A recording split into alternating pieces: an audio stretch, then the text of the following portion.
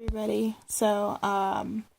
I am trying to upload my non-spoiler review of Captain America Civil War right now on my laptop. So, in the meantime, since I'm still awake and should be going to sleep, I'm going to film my spoiler review here on my phone. So, bear with me. Um, I'm going to try to jump right into this. So, again, this is going to be a spoiler review. So, if you don't want any spoilers about Captain America Civil War, stop watching this video because it's going to be chock full of them. Yeah. So, I'm going to kind of start, and I'll probably be bouncing around a little bit through the movie rather than trying to go in order of events, just because that's kind of how my notes had come out. And if you see me looking away, that's why I'm looking at my notes on my laptop. So, the first thing I wanted to say, it made me kind of laugh in the movie theater, even though it was, the scene itself was not funny. But if you didn't catch it, the doctor that was supposed to give Bucky a psych evaluation was actually one of the directors of the movie, Joe Russo. And if you've seen Winter Soldier, you probably would have noticed him make his own little Stanley-esque cameo in Winter Soldier as well. And he was a doctor in that too. He was the one to tend to Natasha after Agent Hill got her Falcon and Cap to the secret little base where Nick Fury was actually being tended to. So it was kind of funny to see that continuity happen there with, oh, he's playing a doctor again, but then they killed him, so it wasn't really funny. But I was just like, I was probably the only person in the theater to be like, it's Joe. But poor timing on my part. Anyway, I really like that subtle little, hey, are you paying attention kind of bit of continuity there. So that was the first thing I wanted to get out. Um, Again, like I said in my non-spoiler review of the moving about in the globe around the globe with the like the captions and stuff. The captions were helpful, but it still was very distracting to me to be like, sorry, I'm trying to get the glare off of my glasses every time I move my head. Anyway, um, it was distracting to me, but it was still helpful to have those captions, so I appreciated that. I will save that note actually the next one. I'm kind of just jumping. Like I said, I'm kind of jumping around. Actually, let me go ahead and I'll just go down the line because I don't want to skip any of my notes. Um, so at the end of the movie, you know that Bucky and Cap go to Wakanda, and Bucky voluntarily becomes cryogenically frozen again, and he kind of feels like Bucky feels like that's what's best, and he doesn't feel in control of himself enough. He doesn't trust himself enough to just be trying to acclimate to the 21st century and be a hero or a good citizen or whatever. Um, I didn't quite understand though, like why he would choose that. I can understand him not feeling 100% in control of himself yet. I get that. Um, that was very evident in the movie that he wasn't quite there yet. And that's fine, but why not opt for a psych evaluation from a legitimate doctor this time? Like, I didn't understand that. That wasn't made clear to me. And I also didn't get, because again, spoiler alert, um, since his arm got, the bionic arm, since it got torn off, and they were in Wakanda, which, like I said in my non spoiler, is a very technologically advanced nation. Like you saw it there in the infirmary type area that they were in. So why didn't they replace his arm with the new like prosthetic arm? I'm not asking for it to be made of vibranium. I don't see T'Challa giving the okay on that. but I just didn't understand, like, why not give him a new prosthetic arm? I don't know. So I didn't really understand that. I also didn't get, like, how did Cap, and I'm assuming Bucky was with him, but how did he break into that prison where all the other Avengers were at? Because I know it was like, not only was it under the sea, but it was also, you know, I mean, obviously, it was, I should say, not only was it highly secure, but it was under the sea. The only thing I can think of, and this just hit me, the only thing I can think of for how he was able to get there to begin with, maybe would have been that T'Challa told him, since we saw that T'Challa had followed Tony to it. But I really didn't get. I was like, how did you even know that was there? How did you find them? Like, there was nothing to indicate that he was tracking them. I don't know. So didn't understand that. Let me see. I think those were all the kind of the nitpicky things. Oh, Spider-Man. Yeah, I did not feel Spider-Man was necessary for this movie. I said that in my other review, that I didn't feel like he was necessary, and I gave my reasons why. To stand by them. I'm sorry if any of you feel like I'm just way wrong on that, but that's just my opinion. So, um, but no, I mean, even during the airport scene, which was kind of the only big scene he had in the movie, like, I enjoyed Tony's conversation with him one on one when they were at his home, like with Aunt May and all of that. Um, but his scene itself in the airport to me was just kind of like, yeah, I have to agree with all the other Avengers who are just like, who is this kid? What are you doing here? Like, why are you involved in this fight? Like, so Tony tells you some things, so you're like, yeah, I'm on board. Like, you don't even really know Tony Stark. You don't really know Captain America. You don't really know any of these Avengers. You don't really know why they're fighting. Like, even having Cap call him on it, like, to me, I just didn't like I felt like the movie was calling out um Spider-Man's irrelevance to the movie. And I know that's not the case because I've heard the Russo brothers defend having Spider-Man in the movie, and, you know, Kevin Feige, I've said it before, I feel like he just has a hard-on for this character.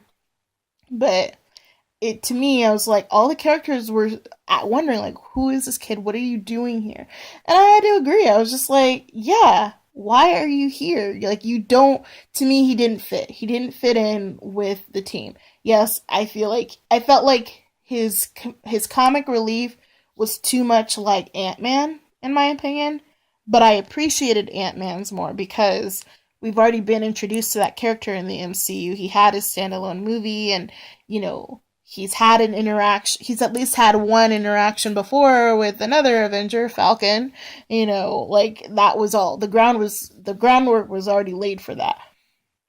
Having Spider-Man in the movie, to me, felt too forced and unnecessary. So that's all I will say in terms of my not caring for him being in this movie. Um, all of that said, like I said in my other review, I do think that his solo movie will be good. I think Tom Holland is actually, he's grown on me quite a bit, and I feel bad for Andrew Garfield still. I don't think I'll ever not feel bad for him not playing Spider-Man anymore, because I think he really enjoyed the part and I thought he was good at it. But I enjoyed what Tom Holland did too, so, you know, I'm gonna give him a chance, another chance, I should say, in Spider-Man Homecoming next year. So yeah, that's all I will say about Spider-Man. Crossbones, I have a note about him. Kind of underused. Again, like, I brought up how, people, defended having Spider-Man in Civil War because he's in the comic and he plays a significant role in the comic. And my response to that was, but this isn't the comic. It's not the comic. The inciting incidents are not the same. The situation's not the same. The people on the different teams are not the same. If you've read the comic, you already know that. If you haven't read the comic, I can tell you right now, Black Panther does not side with Tony Stark. I mean, he doesn't really side with Tony in um um he doesn't really side with Tony in the movie. Sorry, I got a little distracted. A message popped up on my phone. Um, he doesn't really side with Tony in the movie, but in a way he kind of does because, well, I mean, he wants Bucky apprehended and whatnot. So he's like, well, if this is the side that I need to be on, Anyway, I um I just didn't get why when it came to Crossbones, like I hope that there's people. I don't really hope it, but I wonder if there's people out there who can defend Crossbones' position in the movie, because really the way I look at it, the only purpose Crossbones served, one, was continuity from Winter Soldier, because he was spared at the end of the movie. I feel like he could have just been taken out and it would have been fine. So I felt like, one, he was only there for continuity, and two, he was there to create another inciting incident, which was with Wanda, her powers not fully being in control and that building exploding, um, and just kind of reinforcing and underscoring the Sokovia Accords, the need for the Sokovia Accords. So, I just felt like that could have been anybody.